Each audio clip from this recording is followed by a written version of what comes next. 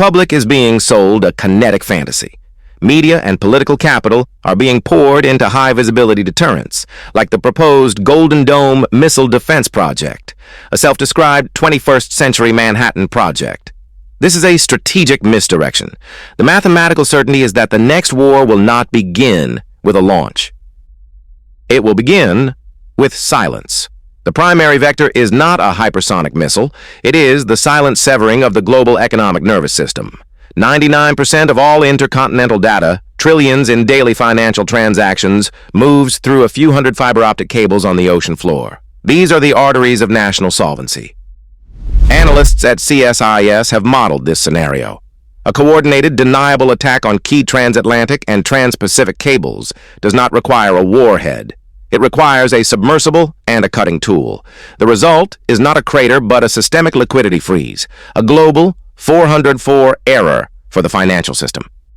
The second vector is satellite blinding, not the kinetic destruction of an orbital asset, but the targeted dazzling of its sensors. This severs the central nervous system of a modern military, GPS, ISR, and secure communications. It creates the ultimate asymmetric liability, the blind Leviathan, a superpower with unmatched kinetic force but zero situational awareness. A carrier strike group becomes a floating liability. A silo commander, deaf and blind, defaults to launch on warning protocols. The trigger is not the sight of an incoming missile, but the terror of a dead screen. This is how you force a cornered state to leverage its final asset. The motive is never ideology, it is solvency. A kinetic war is not a projection of strength, but a liability management tool for an internally collapsing state. It is the final, desperate act of externalizing a domestic bankruptcy. The immense kinetic cost is secondary to the primary objective, resetting the terms of a failing social contract and distracting from terminal economic decay. CSIS analysis validates this framework. The war was not launched from a position of economic dominance, but as a systemic response to a critical domestic liability. Mounting internal dissent and an unpopular political mandate, as detailed in institutional risk assessments, represented a catastrophic failure point. The war became the grim but mathematically logical vector to enforce national unity and liquidate political opposition. This is the pivot point. When the cost of symmetric, conventional warfare exceeds a nation's failing GDP, weakness forces a mandatory shift to asymmetry. The state can no longer afford the attrition of a tank-for-tank conflict. Its balance sheet dictates a new strategy, non-kinetic attacks that offer exponential returns on investment. The objective is to fracture the adversary's solvency, not their army. This protocol is now global. The calculus is irrefutable. Why spend trillions on a carrier strike group when a targeted cyber attack or a new financial instrument can achieve superior results? According to Reuters, the blueprint for this economic warfare is already being implemented.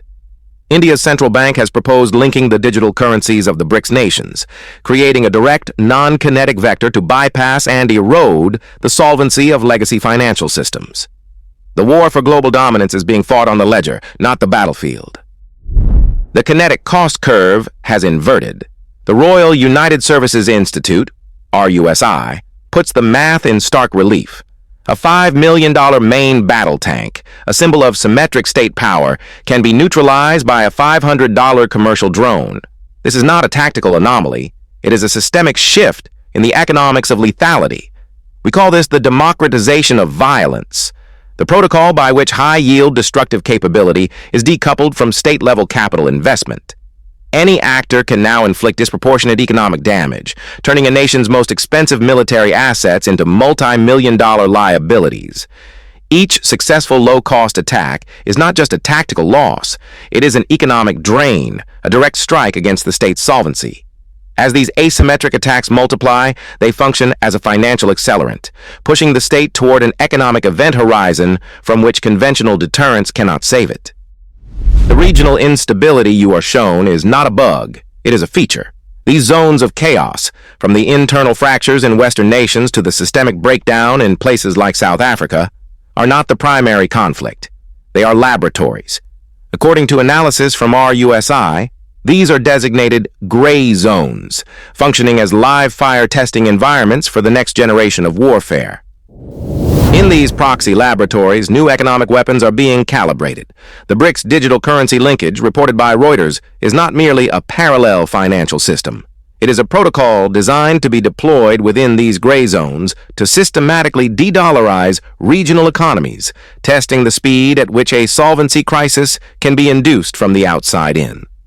The accelerant for this economic attack is cybernetic. Small Wars Journal details the weaponization of generative AI. These systems are used to inject tailored political and social toxins into a target nation's information ecosystem, manufacturing the internal chaos required for an economic vector to succeed. The kinetic cost is zero. The strategic impact is absolute. This new battle space renders symmetric alliances a structural liability. The reported fracture of NATO over a Greenland dispute is a symptom of this reality.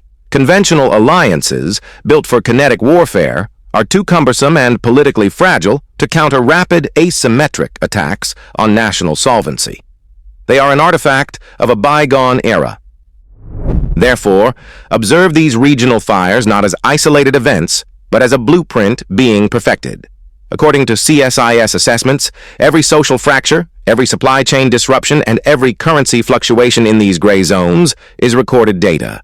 It is the final stress test before these proven asymmetric vectors are scaled and aimed directly at the core. The doctrine is designated Launch on Warning. It is not a strategy, it is a mathematical protocol embedded into the core of nuclear command.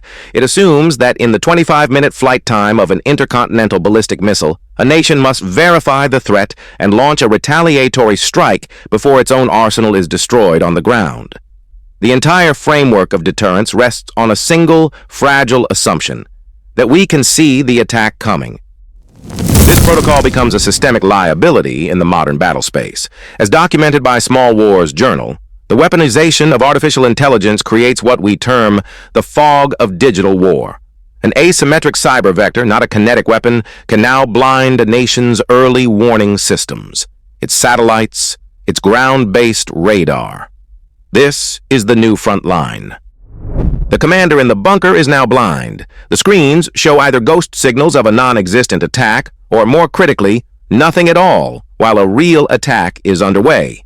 Per CSIS analysis of command protocols, there is no time for debate. The decision matrix is binary. Launch based on compromised or absent data, or risk the complete annihilation of your nation's strategic assets. This is the end game. As symmetric structures like NATO fracture and rival economic blocs weaponize currency through projects cited by Reuters, a superpower facing a solvency crisis has zero tolerance for existential risk. A commander, forced to choose between the possibility of error and the certainty of decapitation, will not hesitate. The fear of being erased economically and strategically makes the kinetic cost of a launch irrelevant. The system is designed to launch on warning. A cyber attack that blinds the radar is the warning. The architecture of global power is in a state of controlled demolition. Symmetric deterrence, the foundation of the 20th century, has become a liability. Reports of the 80-year transatlantic alliance teetering over disputes in Greenland are not anomalies, they are symptoms of systemic decay. As these legacy structures fracture, the strategic vacuum is filled by asymmetric escalation. The primary vector is not kinetic, it is economic. While defense contractors debate missile shields, the true 21st century Manhattan Project is the weaponization of finance. According to Reuters, India's central bank has already proposed the technical blueprint, linking BRICS's digital currencies. This is not a trade agreement, it is the construction of a parallel financial system designed to achieve one objective: bypass and devalue the incumbent sovereign's currency, triggering a solvency crisis.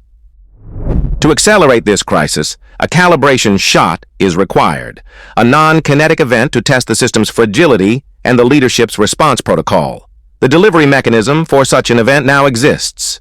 As outlined in the Small Wars Journal, generative AI provides the capability for complex, deniable attacks that mimic systemic failure. CSIS analysts confirm Gen AI can script cascading blackouts that are technically indistinguishable from catastrophic software bugs or infrastructure decay, ensuring zero attribution. The Forecast for the next 12 months is therefore mathematical. Expect a multi-day, attribution-impossible shutdown of the digital logistics and crane operating systems at a primary U.S. West Coast container port. The event will be labeled a catastrophic system update failure. It will not sink a ship. It will halt commerce, test the fragility of the supply chain, and measure the political response time. This is not the attack. It is the final calibration before they zero the ledger.